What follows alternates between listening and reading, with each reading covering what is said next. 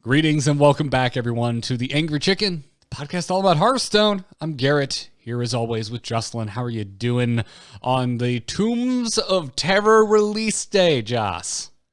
I am doing pretty freaking good. I've started playing Tombs of Terror. We're going to talk about that in a couple minutes. But honestly, I didn't think that they could actually improve on what we got from the Dalaran heist.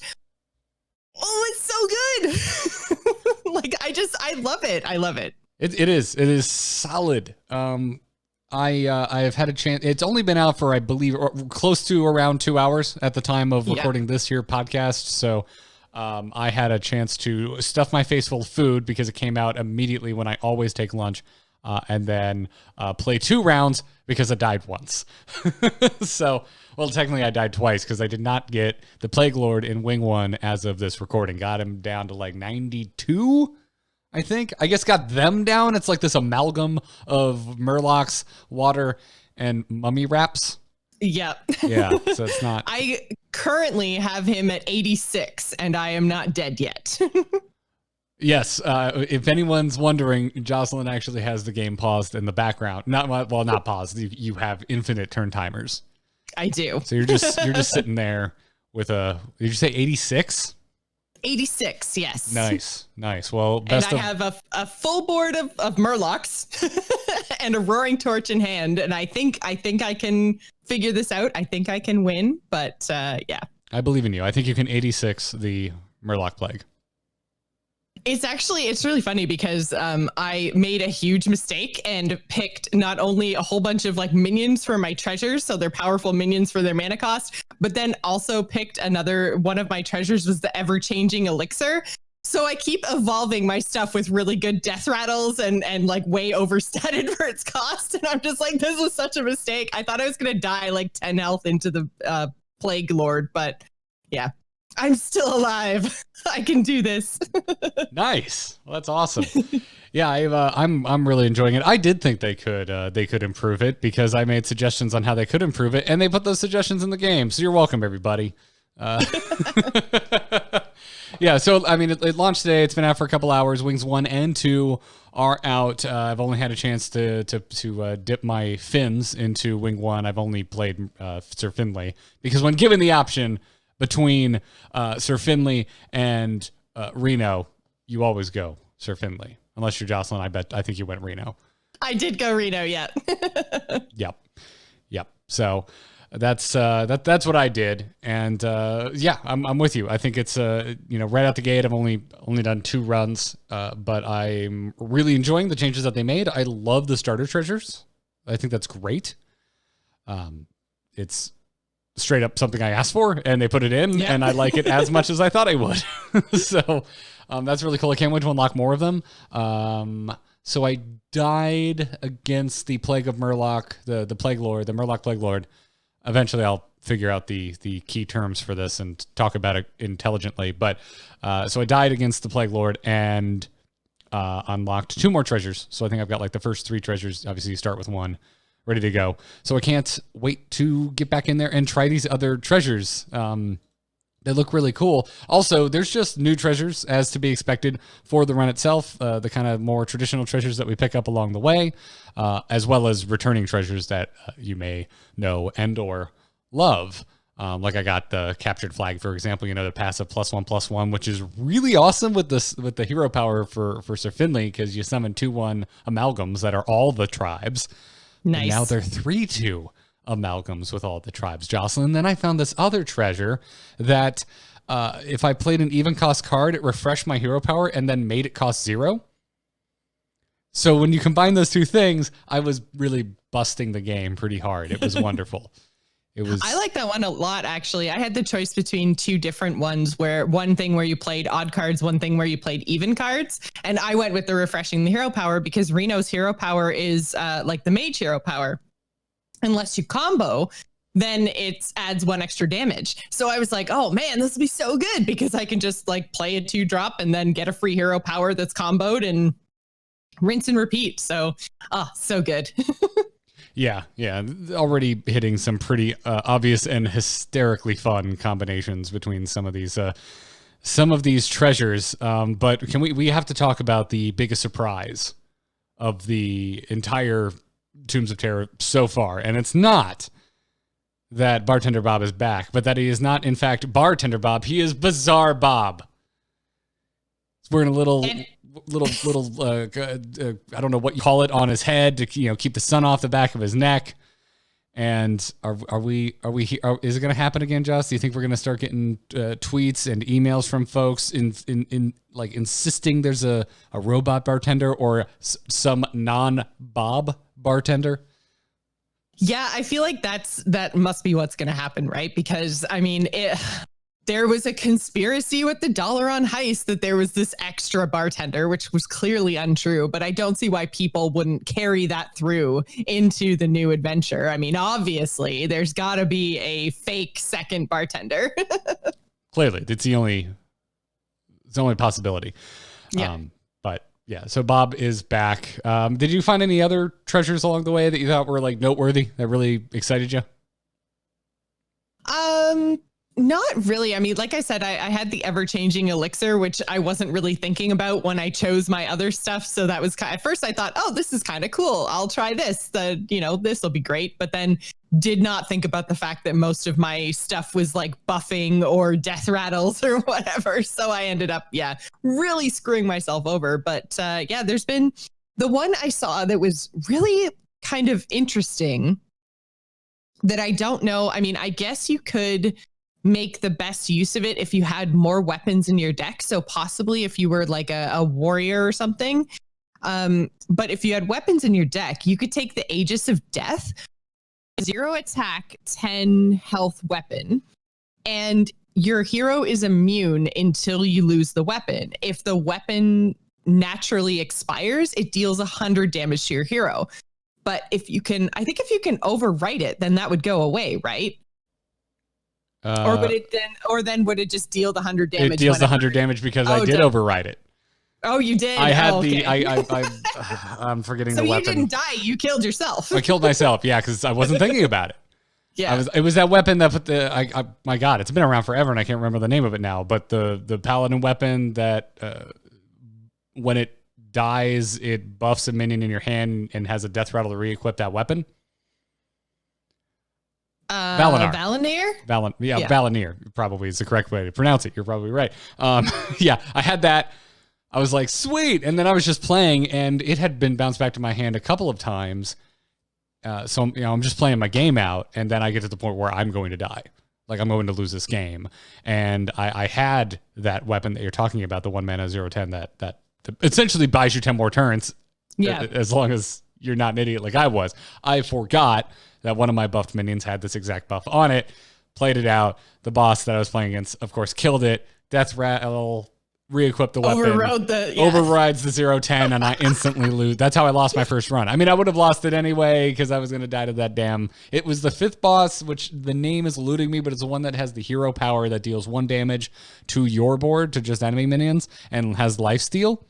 I don't think I went up against him. Yeah, the other if there's only 2 options because I got the other boss on my technically 3rd attempt of my 2nd run, and I'll explain that in a second.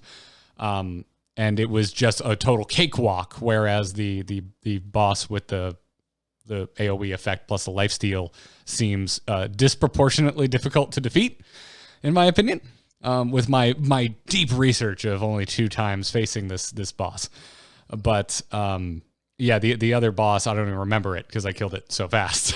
But this leads me into explaining why I fought 2 5th bosses in my 3rd run. I got the Hearthstone treasure, which is a new treasure for this run. It's a 0 mana spell and reads, start of the game, draw this. So you're guaranteed to get this spell in your hand. Escape to the tavern and remove this from your adventure deck. So you basically, as a paladin, bubble hearth. Yes. That's amazing, actually. Yeah, which there's a couple of ways.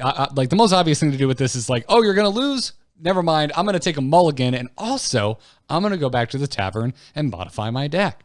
The other thing is that this is just straight up an extra tavern stop, which is strong in its own right. But also, if you're going up against a Plague Lord and you're pulling a Joss and you're trying to kill it in one go and things don't necessarily go your way, you can cast your Hearthstone and immediately, you tweak your deck, go back in, fight the Plague Lord with whatever the remaining health was in the same run. You don't have to start back over from square one, which is what I'm going to have to do after this podcast is over. Well, and the thing about fighting the Plague Lords, that's kind of the newest twist in this adventure that we've never really seen before, is bosses with persistent health. And fighting the Plague Lord, I forgot that he went through phases. So I was like, okay, I just have to keep killing the Murlocs over and over. And eventually this boss is going to die. He's literally going to have to play 100 Murlocs. Like, oh, this is going to take forever. But it transitions out of that, which I totally forgot about. And so I was like setting myself up, not really paying attention, just, killing Murlocs. And all of a sudden he changes to a different hero power. And I'm like, oh no, that's terrible. I'm in such a bad position now. So I think that the Plague Lords are a really interesting addition to the adventure style of gameplay. And I'm enjoying it so much. Yeah. I am too. I remember the phases, but I didn't realize that they were tied to the hero power specifically. As a matter of fact, right around the time that the Plague Lord transitioned into quote unquote phase 2, I was thinking to myself, I wonder when phase 2 hits, I would assume it's around 200 health, and I wonder what happens. Oh, the hero power changes, which was bad for me because like I had set up my whole board for like this long game of just murdering Murlocs. Like I even left up a Murloc totem on his side of the board because I'm like, sweet, just keep spawning those 1/1s. I can deal with those. No problem for me because I'm currently spawning 2/1 tokens of my own. Let's just keep trading them until you're dead. And then phase 2 hits and I'm like, oh, right. Well, there goes my plan. It must have been good for you, though, because, I mean, your tokens as Finley are amalgams, and his hero power in his second phase is to basically give all Murlocs more health. Yes, until I was top decking one card at a time and it died. That's one thing that I do find in these adventure decks. You have to be really careful to remember to actually choose card draw once or twice, because otherwise you start top decking pretty quickly. Or find treasures that draw cards in kind of broken ways to where you don't need to worry about it anymore. But a lot of, especially the deeper you get, like part of the challenge is being forced into picking more cards because my deck was stupid like in the first 4 games. Because it was a really skinny deck and like everything in my deck synergized. And then suddenly it's like, well, all right, pick from these 3 options. And I'm like, well, this is all really expensive. And I kind of had this aggro thing going on and none of it. Like, that's honestly part of the challenge of building some sort of cohesive deck is that you, much like Arena, you don't always get what you're looking for. Yeah. And did we mention that now that the adventure's out, we've actually seen that you get a mix of the 2 classes in your same like loot bucket? I did not. I didn't want to rub. Okay. I was right too much in your. No. I mean, no, that's great. I mean, I think that this is. I think this is a really interesting twist to it because like I thought that it was going to be, buckets that they'd made for previous adventures. So it shows, even more work that went into this. So I thought it was really cool and a lot of fun. And some things do synergize really well together within those buckets. So yeah, and they built my deck for me a little bit. Yeah. And it's not strictly one way or the other. I have seen options like I'm playing Finley. So I have seen loot options that were all shaman, all paladin, but I've also seen plenty that were mixes from the 2 classes. Me too. Yeah, I dig it. I dig it a lot. I honestly, I want to get through the show because I just want to play more. Yeah, like I really want to play more of this. Talk to me at BlizzCon when we kind of, we always tend to kind of wrap our thoughts up, even though usually there's one more big thing announced at BlizzCon for the year, but there's so much stuff that has happened this year as far as Hearthstone's concerned that has impressed me. But I think for me, the crowning achievement, just because of how against it I was and how much not my jam single player has been in the past, like making me legitimately enjoy the single player has just impressed my pants off this year as far as Hearthstone is concerned. And underneath it is MeUndies. Yeah. So looking forward to playing more of that. And I just want to unlock all my treasures. Me too. And it's cool how there's different ways to unlock the treasures. Like you get treasures just for damaging plague lords. Like it's not only defeating them, but there's also more treasures for defeating them. So there's a lot to unlock. It's like so much more even than the Dalaran heist, because they have the added plague lords and the added treasures, which means there's, more reason to go through and replay over and over and over again. So yeah. Okay. Yeah, they added more replayability. I didn't even know how they could do that, but they did it. You reminded me of one more thing that kind of popped in my head a few minutes ago, and then I lost my train of thought. But when I started, when I first started doing my run, it was my second run. When I got to the Plague Lord, I'm like, maybe this is annoying because I'm kind of forced to rerun it to feel like I completed it. But then no, because I replayed the last one, the Dalaran heist, multiple times without a built-in mechanic that's kind of like, hey, you should rerun this multiple times. And it's not that you're actually forced. If you're good, unlike me, you can kill the Plague Lord in a single go. But no, it turns out as long as they're as successful with this as they were with Dalaran heist, well, I'm going to want to replay it anyway. So it's kind of cool that there is an end wing mechanic that is just playing into that a little bit more. So that concern of mine is already done and out. I'm not worried about that at all. I'm really looking forward to going back. And again, now that I have 2 new treasures and a new deck unlocked for Sir Finley, to go back in and finish off that Plague Lord. Providing that 5th boss, I wish I had written down its name, doesn't kick my ass again, but we'll have to see. So, anyways, before we kind of transition into news stories from this week in Hearthstone, Joss, I do want to remind folks out there, especially those of you supporting us over at patreon.com/TAC, that our next Angriest Chicken Open, the Saviors of Taco, is coming up on September 28th. Signups are now live for all patrons and will be going live for everyone, public, whether you support us or not, in a couple of days. But right now, if you support us on Patreon, you want to sign up to throw down with your fellow Hearthstone and Angry Chicken fans, head on over to patreon.com/TAC. Sign up. We're running it through Battlefy. It's Conquest. It's Best of 5. It's on Saturday, September 28th. Go check it out. And again, keep your eyes on the Patreon, because that post will be going public for everybody, again, whether you are a patron or not, in a few days. Patreon.com/TAC. And now, Joss, let's get into this week's news. Good news, everyone!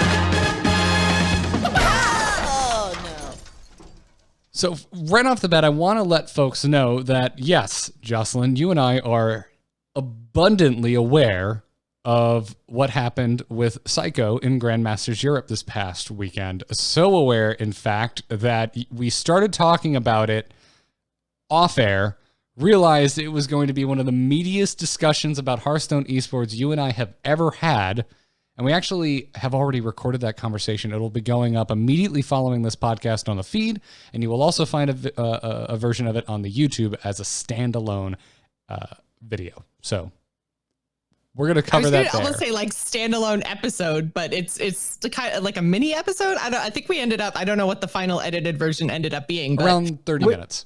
I was going to say, we talked for 45 minutes yes. about Hearthstone esports. And that was before we had the post that went up with the changes for the Masters qualifier. So yeah, even without that esports news, just with the Psycho story, we talked for a really long time. So it was good though. It was fun.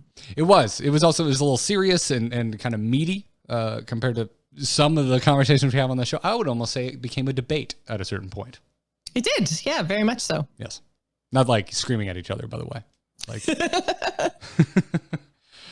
So let's move right into the other esports news, which wasn't out at the time that you and I had that conversation, which is there are a ton of changes coming in for Masters qualifiers and ladder and other things as well. But the big thing, and I think a lot of us saw this coming, is that Masters Tour qualifiers are moving away from specialists as well. They are going to use Conquest best of 3 decks with a ban format. That is what the qualifiers for the Masters Tour are switching to. The Masters Tour itself is going to Conquest best of 5, 4 decks with a ban, and this will be starting with Masters Tour Bucharest. Yeah, so this doesn't have the shield phase that the Grandmasters use, but it's basically back to the system that we had last year with the change that the Masters Tour qualifiers, so these are all the online tournaments ahead of time, you only have to bring 3 decks instead of 4. So you bring 3, 1 gets banned, and then you have to win with the 2 remaining in order to win your best of 3. So I think it's really interesting and I guess a little bit telling of how much the players didn't seem to like Specialist. And again, I think there were some good things about Specialist, but I just think they missed the mark a little bit, is because there were a lot of players that didn't like Conquest, and it seems like everyone's super stoked to go back to Conquest. So I think overall this was a good change, and hopefully we can figure out a format that works best for most players, I guess. Because yeah, like I said, Conquest was not the most popular format at the end of last year. So we'll have to see what they can actually come up with. But I'm glad that they're moving back to the least hated Hearthstone format, I guess. It's the best way to put it. Although I do like Last Hero Standing. Now Last Hero Standing is a strong second place. Well, I think Last Hero Standing, the thing about it was the format in Hearthstone before Hearthstone had a lot of viable decks. So I think a lot of people got Last Hero Standing fatigue because we were always seeing the same decks winning, right? And you only had to win with the one deck. So it was just like the same thing over and over and over again. Whereas now we have a lot more classes with a lot more variety. So I think Last Hero Standing, like the Last Hero Standing tournaments in the tour stops that we did have last year, which were dream hacks. So, I guess take that with a grain of salt. I could be biased, but I very much enjoyed watching the Last Hero Standing tournaments. I thought they were really good in comparison to Last Hero Standing tournaments that we'd had, in Hearthstone's inception when we started this whole esport thing. So I think there might be a argument to be made for Last Hero Standing being given another shot, but Conquest is fine. Again, I just like the same player playing multiple classes. I think that's the most interesting to watch. I agree. I don't think there's anything wrong with trying new things. It's something we've been asking for on this show for a while. It was just like, just try something new. Let's see how it goes. Like, you're not going to find out whether it works or it doesn't, if it's popular or not, if we don't actually kind of take a leap. And that's what happened with Specialist. And it looks like we'll be moving away from it for a while. Again, I still think it had its merits, so I wouldn't be opposed to it coming back around every now and then. Although I don't know if it works for something that has as far reaching as Masters. We should also mention there's a couple of other things in here that changed. So Masters, the qualifiers, which were running very, very long, they decided to make them single elimination. So they're moving away from Swiss, which I think is probably better just for the health of the players playing. There were a lot of people that were playing 12 and 16 hour days trying to make it through these Swiss tournaments and these qualifiers. So I think that changing them to single elimination is going to make a big difference, and they should be much faster now, which is, I think, just good for the players. And they also opened up ladder spots, so you're going to get direct invites to the Masters Tour events. And that's going to be the top 16 not yet invited ladder players at the end of every month. So it's going to be 96 invites per period, which is a lot of spots for people who grind ladder, which does yesterday in our Psycho conversation, one of the things that I pointed out about the way the Grandmasters works in general is that there isn't as great of a kind of secondary league, secondary scene. It's missing the any man can be the Hearthstone world champion kind of feel to it because Grandmasters feels so locked down. I think reopening invites to ladder players is a great way to try to bridge that gap and get that grassroots homegrown hero feel back in Hearthstone. Yeah, they did a good, nice little breakdown of their invites as compared to the total number of players. They said essentially they're expanding Masters qualifiers to a maximum capacity of 512 players. And of that, 350 of those spots are from all of the potential invites, whether it's Grandmasters, ladder finishes, Masters Tour qualifiers. There's a lot of other options as well. I'm not going to just list it all off here. You can find it for yourself. You can go read the post. But yeah, there's a lot of invites up for grabs, which I like, and I'm with you. I know we've talked in the past about how ladder doesn't really match up to esports to the esports format at all. Any of them we've ever had, but it still felt once that was taken away, it felt like Hearthstone just lost a little bit of its identity when it came to its esports. Mm-hmm. So I'm all for that as well. There's all sorts of changes in here. We're kind of talking about the big highlights. The major thing is that they're just really expanding their invite system for Masters, and they're also, it seems like, doing a lot of work to reduce the length of just competing in Masters. Yeah, they're making it a little bit easier for everyone, which I think it should be. And I'm looking forward to seeing what the next Masters Tour stop is actually going to be like. I think it's a really, really good change. More than anything, I'm just super stoked that they are applying the same sort of things they've been applying to the game to their esports. They're not, doubling down on anything that people don't like playing. They're making changes very, very quickly. They're responding to player and pro feedback, which I think is amazing. So they're being way more flexible with this esport program than I thought they were going to be. Given the way that, Hearthstone esports has worked in the past, we've seen changes year to year, but they happen, once a year, not kind of throughout the competitive season. So it's really nice to see them being flexible and making changes to try to make this the best esports program that it can be. So I'm happy to see this. Same. Also, this is good news for Hearthstone esports in a time when all of us were kind of getting our forks. Oh my God, our pitchforks and torches out. On the Reddit, on the forums and whatnot after the whole Psycho fiasco over the weekend. But anyways, also a bit of a follow-up from last week. You and I had a pretty long conversation about Zephyrus and offering Mass Dispel at the top of last week's episode. And I saw this and quite a few folks kind of pointed this out to us that, hey, Saddle had this really awesome long thread about Zephyrus testing, and specifically what can you do to force Zephyrus, or at least up your chances of Zephyrus offering you Mass Dispel. And I've included a link to this thread if you missed it yourself. It's on Twitter. It's still there. We'll have a link in the show notes. Just head on over to move.tv/TAC. And really, the kind of the takeaway from this that Sottle wrote is that in his testing, Zephyrus is primarily interested in removing attack from the board with Mass Dispel, and also seems more inclined to remove effects of cards like Extra Arms or Blessing of Kings from minions, as opposed to natural stat buffs on something like, say, a Light Warden that is like inherently buffing itself.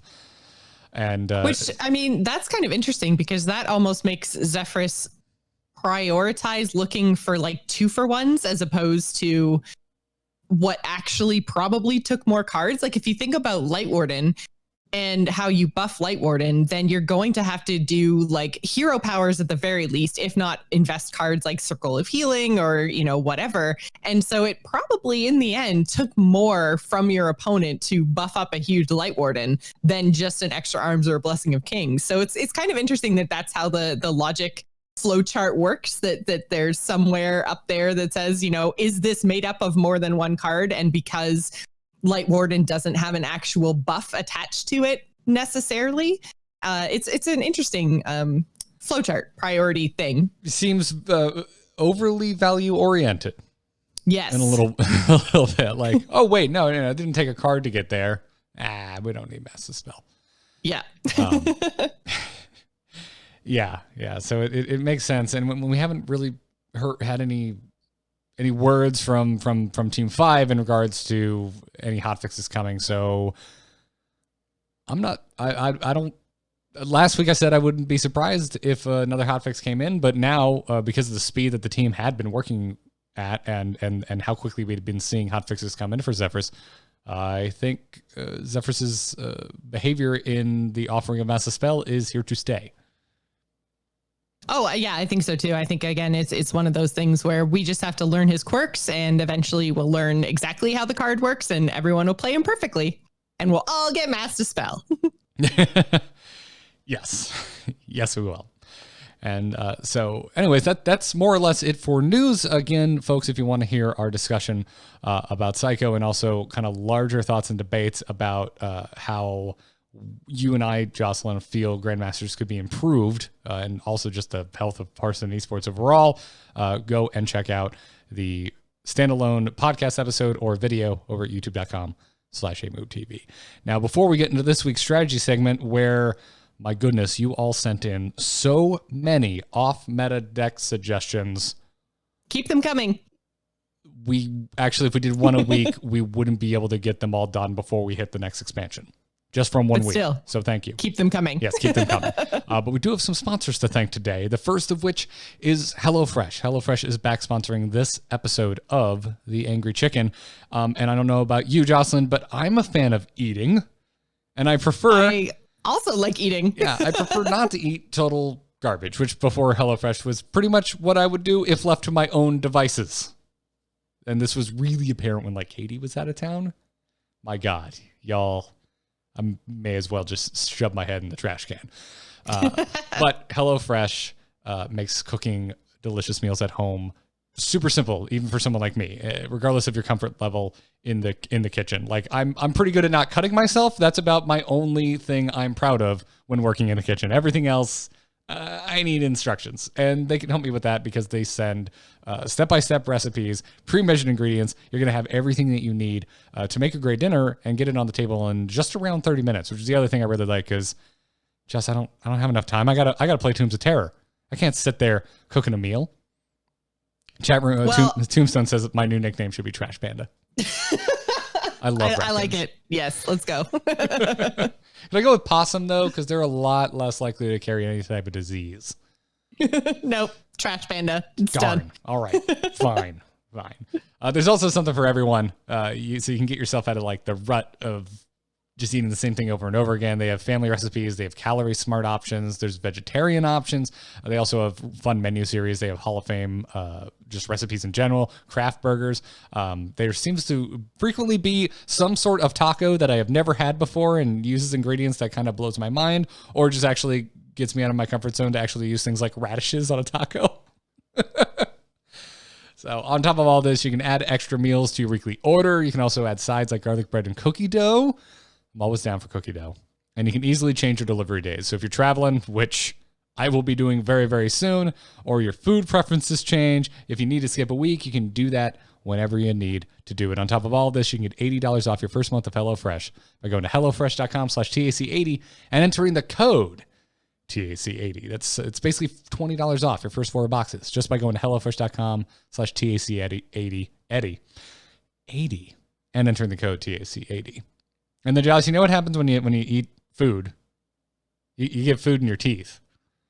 Always. Yeah. So you're going to need a toothbrush to get the food out of your teeth. And we would recommend Quip. You could go to quip.com/TAC today. They're our second sponsor today. And get your first refill pack for free with a Quip electric toothbrush. Jocelyn, did you know that 90% of us don't brush for a full 2 minutes, or we don't clean evenly? I did know that because our sponsor is Quip, but I didn't know it before. And 2 minutes is so much longer than you think it is. Like you're in there, you're brushing your teeth. You're like, yeah, I must have done like 2 minutes now. And you look at the clock, it's been like 15 seconds. Like, oh man. Yeah. Although the great thing is that the Quip toothbrush has a built-in 2-minute timer. It like pulses every 30 seconds. So time to switch sides. And it doesn't feel that long to me anymore. I've had my Quip toothbrush for a while now, ever since they started sponsoring the show, which was a few months ago. And no longer, it gets to that point where it ends, and I'm like, I'm gonna start this up again and get the back of my teeth. Like, it felt too short sometimes. It's fantastic. Like I'm with you. It felt long, doesn't feel long anymore. It's just kind of part of my morning routine. My mouth feels cleaner as a result. Also, 3 out of 4 of us are using bristles that are old, worn out, or ineffective. And Quip takes care of all that because brush heads are automatically delivered on a dentist recommended schedule every 3 months for just $5. You also get a new battery, so you don't need to go like battery diving around your house. I mean, I have to like think to myself, where do we keep our hurricane supplies to find our batteries? But I don't need to worry about that because Quip with the brush head also comes toothpaste, then comes battery with the way that I'm set up. And it's really convenient. So I'm a big fan. I can't recommend it enough. It's also just a nice looking toothbrush and it's easy to take on the go. There's not like some, obnoxious charger or anything you have to coil up and bring with you. So go check it out. Quip starts at just $25. If you go to getquip.com/TAC right now, you're going to get your first refill pack for free with a Quip electric toothbrush. Again, that's your first refill pack free at getquip.com/TAC. And now let's crack open the inbox and see what deck we're going to be covering in this week's strategy segment. Hit it very hard. Wanna blow something up?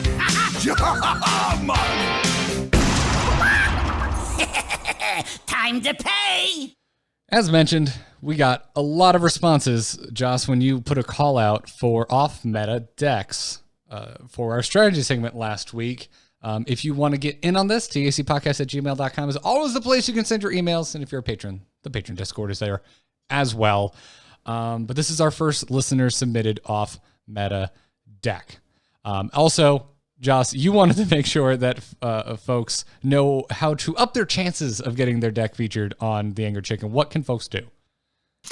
So basically what we're looking for is for you guys to give us your idea of how your deck should function. So give us a bit of an explanation. Don't just send in a deck code. Tell us what your basic strategy is, what your win condition is, how you want to play the deck, because it gives us a really good jumping off point. I mean, we can guess it if you send a deck code, but Xavaflavor, who sent in today's deck, which is a Tempo Quest Priest, basically did that. He gave us his starting off point, how he thought the deck should work. And it gives us a place to kind of start to see if that's actually how the deck works or if we can tweak it and make it a little bit better. So yeah, again, do send those deck codes in to however you would like to contact us, Discord, Patreon, or to tacpodcast@gmail.com. But just make sure you give us a little bit of an explanation about how you'd like the deck to play. I would also like to add that if you come up with a very punny name for your deck, you're going to increase your chances, at least for me, at least if I'm the one that takes a look at the email.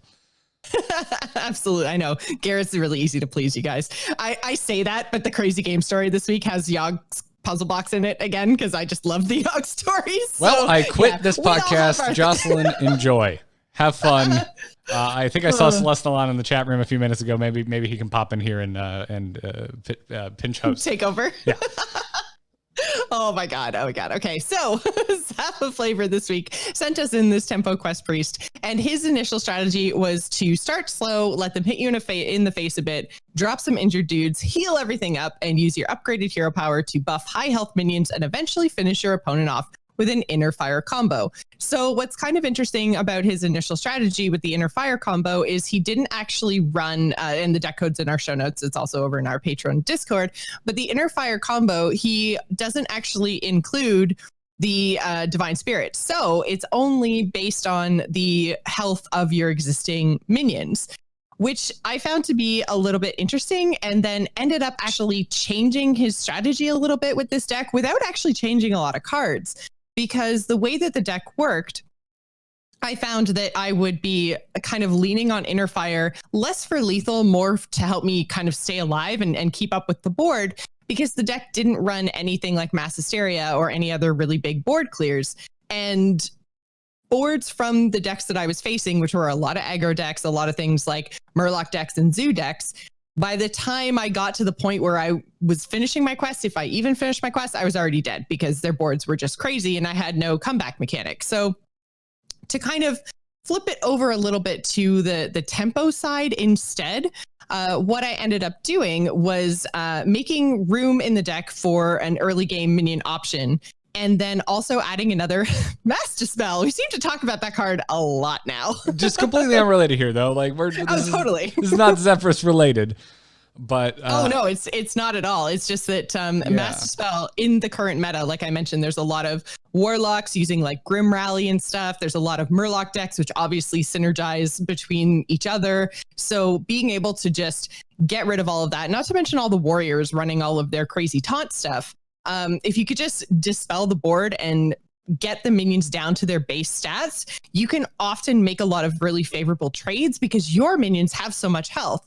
And then so you can mass dispel the board, you can make a whole bunch of trades, and then you can like circle of healing, and all of a sudden your board is fine, their board is gone, and that gives you kind of your turning point in the game, if you will. So that's kind of one of the power spikes that this deck can actually have. So what Xavaflavor said when he wrote in is that he had found that he had about a 50-50 win rate. My win rate testing with this deck has been about like 65 to 70%. I didn't get as many games in as I had hoped, but I think I ended up playing about 50 games with this deck. Yeah, I was not expecting our first test run with a listener submitted off meta deck to go as well as this went. Because I played with some games by myself, and then you and I also got together and we spectated each other taking this deck for a spin, and we both won more than we lost. We won against some meta decks. I mean, hell, the first game I played with this, I'm like, oh, Quest Druid. Okay, this will be a good test. This is actually, I'm going up against a common meta deck. I creamed him, and I had no idea what I was doing. It was my first game with this deck. I was floating mana like a Quest Druid, actually, and I still had a really easy win.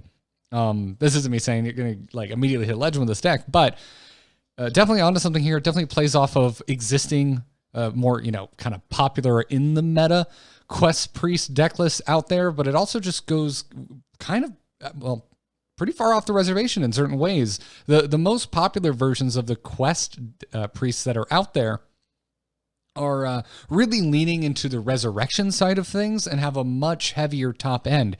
The deck that the name that is eluding me because I'm not currently looking at the notes, Xavaflavor sent in, this deck list here, it tops out at Sandhoof Waterbearer. That means the most expensive card in this deck costs 5 mana. There's 2 of them, and everything else is 4 or under. This is a remarkably overall low mana cost deck list for a priest.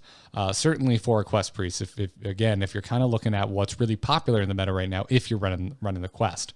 And that's why I felt that the change in Xavaflavor's initial strategy was warranted, is because there were so many low cost minions in the deck that I didn't want to kind of swing it into just a straight up Quest Priest, because the key to this and what makes it off meta is that it is more aggressive and it's more tempo based. So just by swapping out the Inner Fires for Light Wardens, or I chose Grand Mummy, which also worked quite well, but Light Wardens in this deck can just be insane. It basically just gives you more options in the early game, so you can actually stay ahead in tempo and you can make some changes, and you're almost playing it kind of like a zoo deck, but instead of like straight up buffing your minions, you're instead healing your minions to keep them alive longer. And that synergizes really well with, like I said, the Light Warden edition, or just your clerics, which is, priest go-to. So by making that change to take Inner Fire out and put those early game minions in, it meant that pretty much every game that I was playing, I had options to actually play on turns 1, 2, and 3, instead of sometimes waiting around and letting those more aggressive decks kind of take over. So the other change that I made is I took Penance out and put the second Master Spell in. I already talked about why I thought the second Master Spell was a good idea, but not only dispelling the board, but also card draw, because if you can't get a big cleric play off, this deck does run out of steam pretty fast. So having that second card draw from Master Spell sometimes kind of kickstarted, again, with your deck being a little bit lower cost, can sometimes kickstart your the engine of the deck, which really ends up being the hero power from completing the quest. And something that Garrett didn't actually realize, because not a whole lot of people are playing the Priest Quest, is that when you actually use your hero power, you don't have to heal the minion to get the buff. Yeah, so you can just give everything +3, or you can just give something +3/+3. And if you're also healing, that's a huge swing. It's like +3/+6, right? So yes, it's a very powerful hero power. It was absolutely nuts. I don't know. I just hadn't come across, like, if you go back and listen to our card, like during the reveal season, I was really excited for this, but I didn't end up cracking the quest naturally. I, as usual, had really bad legendary luck during my pack openings, as opposed to Jocelyn, who today found out she has all of the legendaries from Oldham already, and 2 of them are golden. Yeah, I got a duplicate legendary from the Tombs of Terror pre-order, and I was like, hey, I already have the Paladin quest. What's going on? And then I went and looked in my collection, and I already have all the legendaries. Sorry, Garrett. Yep. Definitely not flipping you off out of view of the camera right now. It's definitely not happening. I know you are. But yeah, so with that change in strategy from, his original strategy was to start slow. By just making that quick change and starting a little faster, I found my win rate went up quite a lot. So it did take out the Inner Fire finisher that you had, but I found that I was just finishing off my opponents naturally through the hero power, because my minions were just, cheap, and easy to play, but hard to then remove once they got buffed with the hero power when the quest was finished. So in terms of now, we don't have HS replay to go off of for all of these stats. So this is more just what's come from our personal testing. But for me to mulligan, you're always keeping the quest, but I usually wasn't playing it on turn 1 unless I had nothing else to play. But with the addition of some of the earlier game minions, I found that I usually had something to play on turn 1. So you play out a minion on turn 1 to, again, start your aggressive tempo, fight for the board plan against most of what I was facing in the meta. Some of those decks, if you think that they're more late game focused, you don't necessarily have to do this and you can play out the quest on turn 1. But because your quest revolves around you actually doing a healing action, you don't need to play it out as fast as possible. You do want to have it available so that you can pair it with a heal at some point, but there's no point in using your mana to get the quest out if you're not going to be able to heal for a few turns. So that's where I think the mentality changes a little bit, and you go for the faster start with this deck and keep the quest until you can get your first quest activation in the same turn. That was kind of how I kept the tempo going. Yeah. Garrett, what about you? I noticed the exact same thing. I really liked going second with this deck because if you have the Northshire Cleric and the coin, it just opens up the floodgates in terms of what you can pull off, because you can drop the Cleric on 1, drop your quest on 2, and still heal the Cleric. And most 1-drops right now, you're going to be able to attack into, have the Cleric alive at the end of it, and heal it. So with the coin, that's fantastic. Without it, it's a little wonkier, but that's where you just throw your 1-drops out there and see what you can make happen. A lot of times in those cases, I found myself not really worrying about the quest until I knew I was going to drop like an Injured Blade Master and have a big Circle of Healing play, or just any Circle of Healing play. It doesn't have to be with an Injured Blade Master. Mm-hmm. But a lot of times I was going to say, just a lot of times going first, I found myself not really deploying my quest or even starting any healing until it was time for Circle of Healing. Yeah, and so one of the other mulligan choices that I make, and that actually makes Xavaflavor's deck a little bit different than what you will find on HS Replay, is that he added in the Ornery Tortoise, which is the 3-drop, 3-mana, 3/5 that deals 5 damage to your hero. And I found that mulliganing for that actually worked really, really well because it's such a strong 3-drop that'll help you fight for board, but it also does damage to your face, because as soon as your opponent sees that you're a priest, especially with combo priest in the meta right now, they're basically trying to remove absolutely everything that you put on the board, which means your face doesn't actually take much damage. And so if they're removing all your minions and your face isn't taking any damage, that's going to delay your quest because you have nothing to heal. So the Ornery Tortoise actually works really well because it's hard to remove. It has a big health pool, and also your face becomes damaged, which gives you a kind of a dump, a place to put your heals that'll actually keep your quest going. So I found that mulliganing for the Ornery Tortoise was really, really helpful. Yeah, even though it would seem like I don't want to take 5 face damage. Why would I take this card? But it actually ended up working really well in this deck. Well, also it gives your Sandhoof Waterbearer something to do if you find yourself in the awkward position of either A, no other minions on board besides your Sandhoof Waterbearer, or the good position but still awkward because you're trying to complete your quest of, no, I have a board, they're just all full health.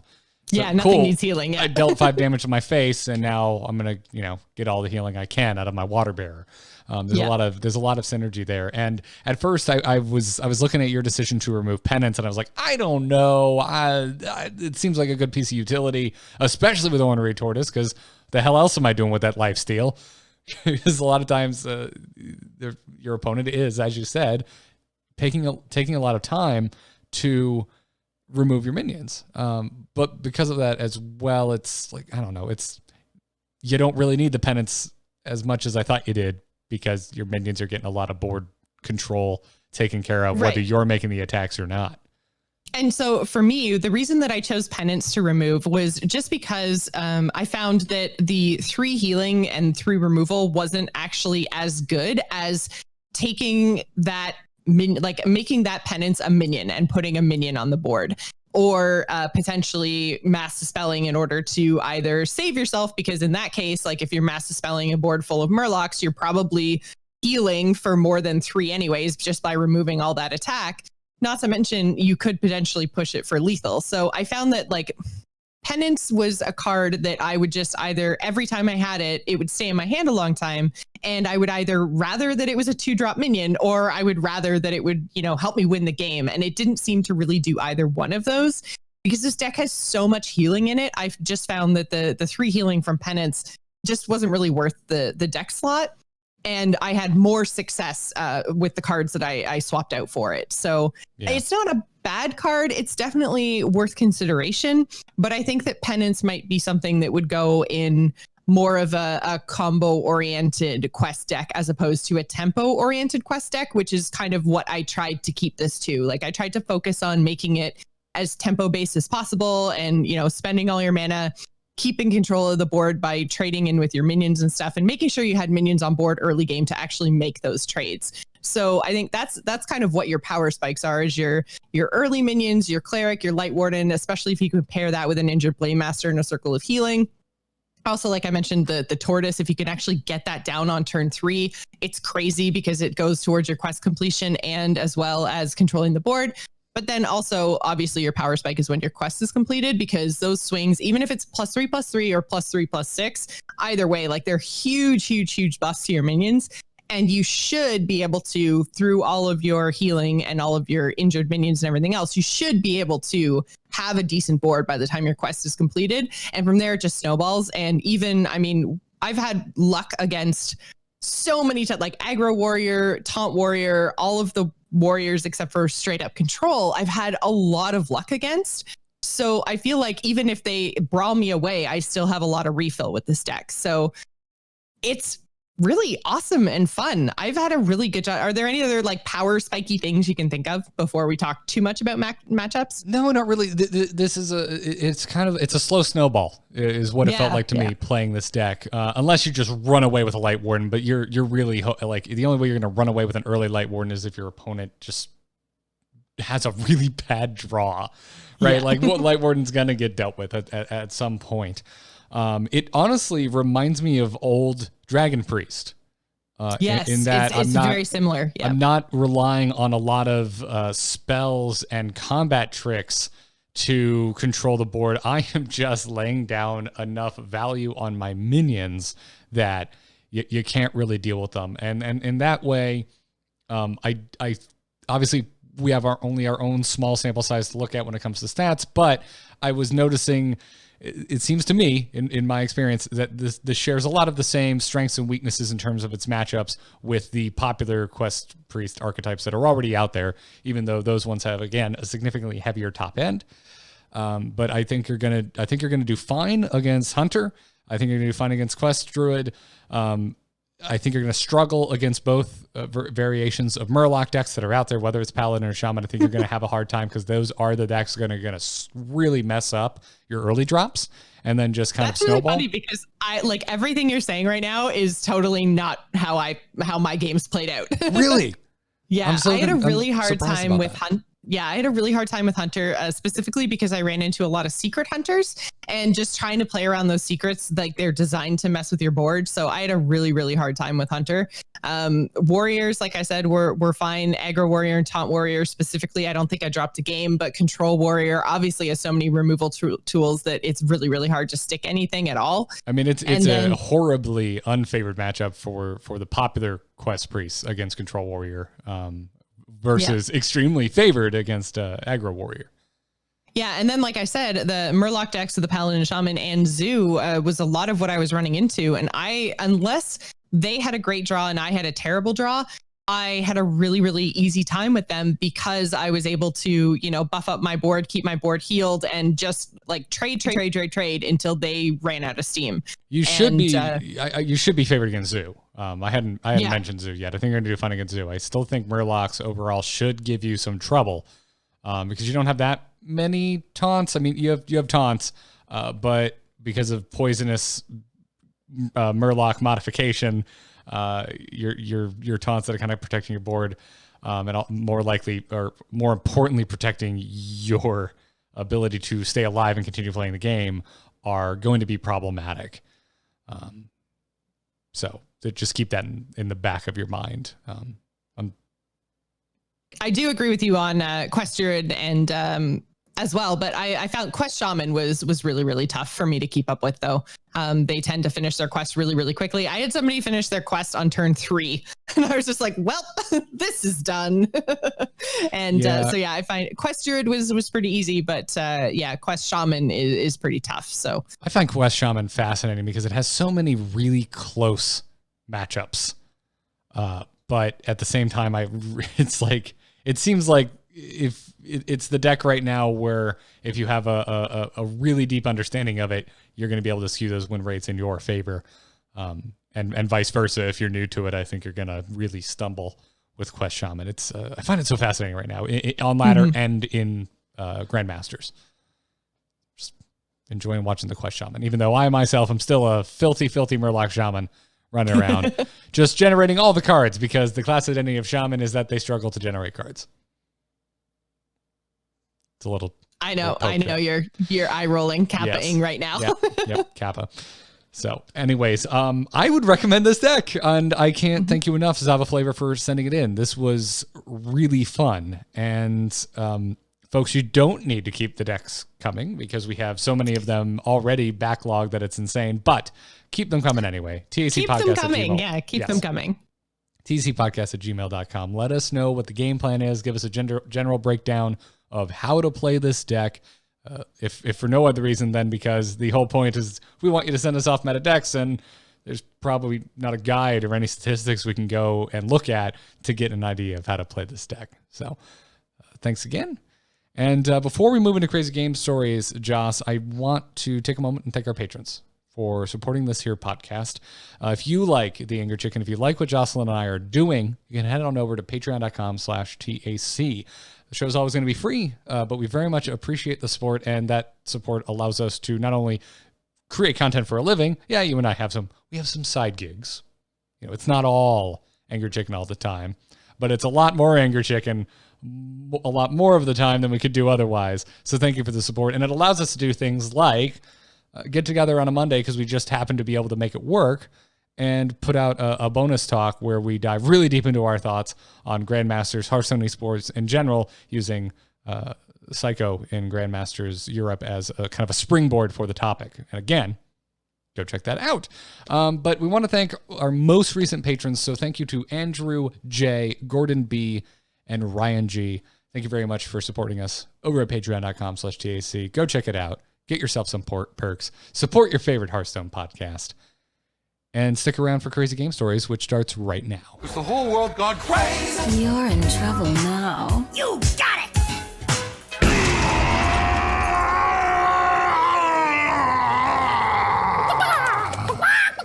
We've been saying the email all day. You know where to send it. tacpodcast@gmail.com. Jocelyn, what does Stormblessed have for us today?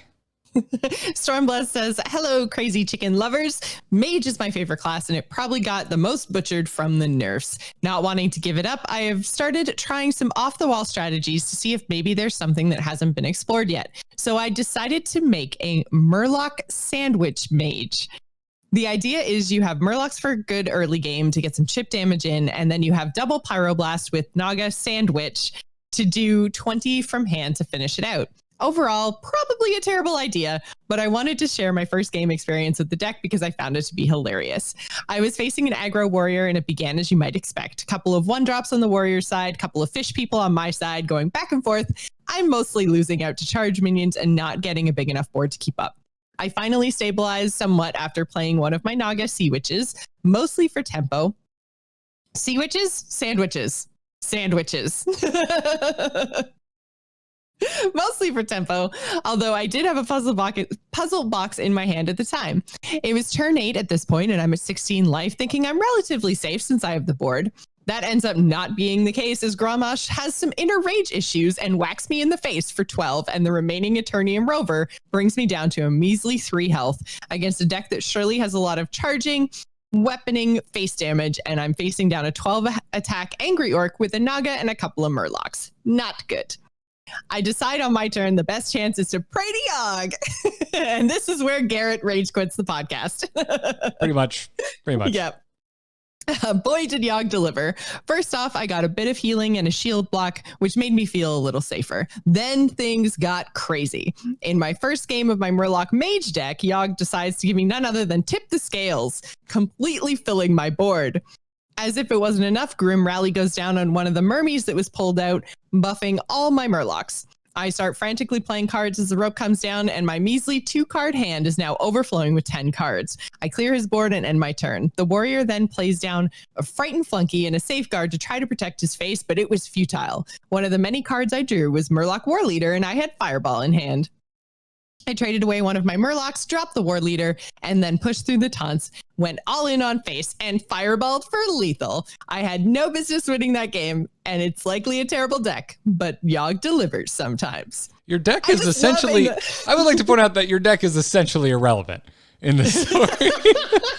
No, it's totally relevant because it tipped the scales. If this hadn't been a Murloc deck, Tip the Scales would have been terrible. And if it hadn't gotten tipped the scales, it wouldn't have mattered. Yeah. Okay, fair. Oh my God, freaking puzzle box, man. I love it. It's so fun. It's just ridiculous. Praise Yogg. Actually, yeah, that's pretty amazing. Thank you for sharing, Stormblast. I'm also going to give a shout out to a friend of the show, Jonathan Vigil, who guested a few weeks ago. Actually, I think it might be more like a month or two ago at this point. Yeah, we need to get him back in here. We should. Yeah, Vigil, if you're available, hit us up. But he's very active in our Discord, and I don't know if you saw, but yesterday he posted a mage deck, a new Highlander mage list that he said he at the time he was currently 8-0 with at rank 3 with his Highlander mage deck. And then he did say it has answers for everything. I did get one lucky puzzle box. But that's what it's for. Sorry, Garrett. Yeah, I'll take it easy on the puzzle box stories from now on. But that one, just with the chances of Tip the Scales, was just, oh man, it was a great story. Yeah, it was hilarious. And if you haven't been keeping up in the Discord in the deck list section, you should. There's a lot of good suggestions and things being shared in there.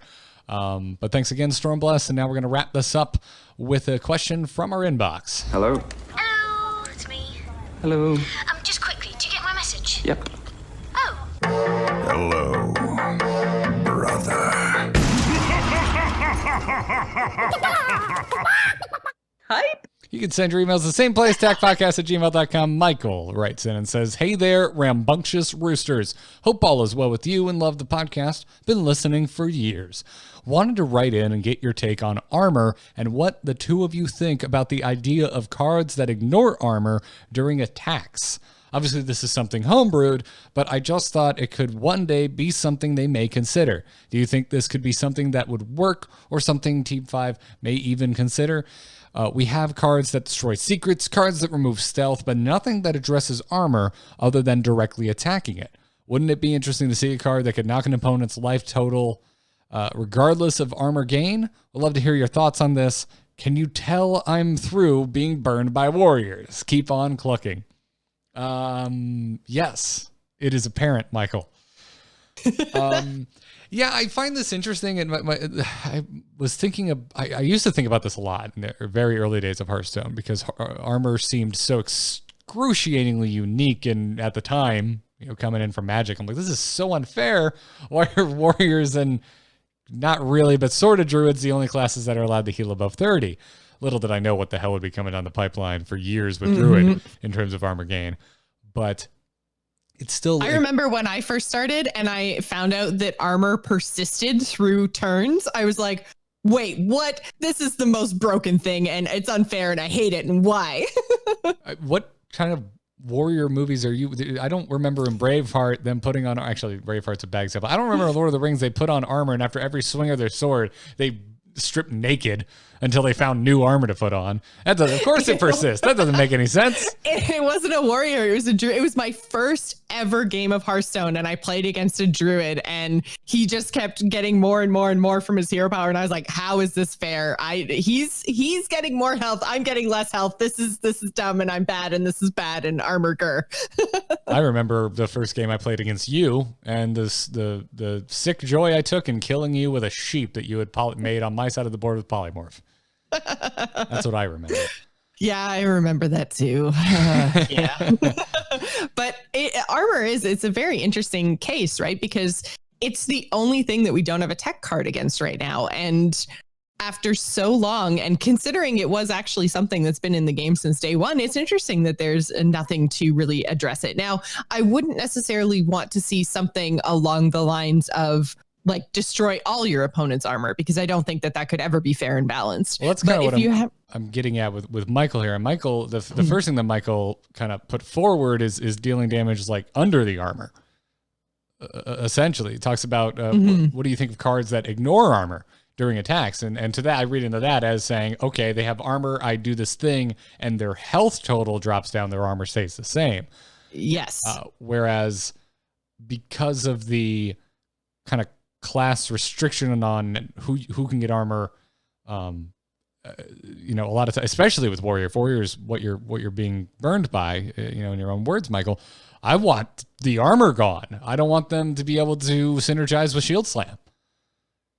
So if anything, I would go more in the lines of kind of what you're talking about. Maybe not removing all the armor, although by all means give it to me. I still hate warriors, but something that where if we're we value damage based spells, or the damage associated with a minion at a certain mana amount, is there a world where we design cards that deal damage to armor where they could deal more damage than is average for their mana cost, whether it's a minion or a spell? Or could we even maybe have a minion that has, your standard attack value, but then in the body of the text of the card says this minion deals double damage to armor or something of that nature? Yeah, that I think is a more balanced fix than just like an ooze for armor, essentially, because I don't ever want to go down that road, because I do think that if a class, whether it be warrior, druid, whatever, is doing things over multiple turns in order to be able to then build up this giant health pool, I don't necessarily think it's fair, or it could ever really be balanced, to create one card that I would have to play as the opponent to remove all of that work. So I do think you need to do it in some way, like you say, the double damage to armor. I think that's a really interesting way of doing it. But I do also like the idea of ignore armor spells or minions. I think that's really cool, because maybe not so much minions, but definitely spells makes a lot of sense. Like if I say cast it's already in the game, but makes perfect sense. If I cast a lightning bolt on a dude covered in metal, that is going to do some health damage. Should. So I think that logically, air quotes, like a fantasy logic mixed with real logic, that lightning bolt should hit the person behind the armor. So I think that it's a really interesting concept. And I do think that if we're going to continue, although they have moved away from it, like we're not in the odd warrior days so much anymore. And, Druid has lost a lot of their armor gain. Sorry, Wild. But in general, we have moved away from some of the really crazy armor totals that we used to see. So maybe this isn't as required as it would have been when some of those decks, like in past Hearthstone years, were incredibly viable, but it would still be nice to have something in the game that gave you the option just to have a tech card. Yeah. I still find it an interesting concept to kind of mull around in our pretending that we know anything about game design brains. Because it is still, it's a unique, essentially life value in this game. And I'm with Michael. I think, whether I agree with like ignoring armor or not, I'm more interested in unique ways to interact with armor specifically rather than going underneath it personally. But I think we've kind of just scratched the surface of armor. It feels like we could get a little more creative. I mean, hell, if, probably have some kind of keyword, even like if we did have minions that did double damage to armor or something. I mean, you could also apply it to a spell rather easily. But, it's an interesting thought for sure.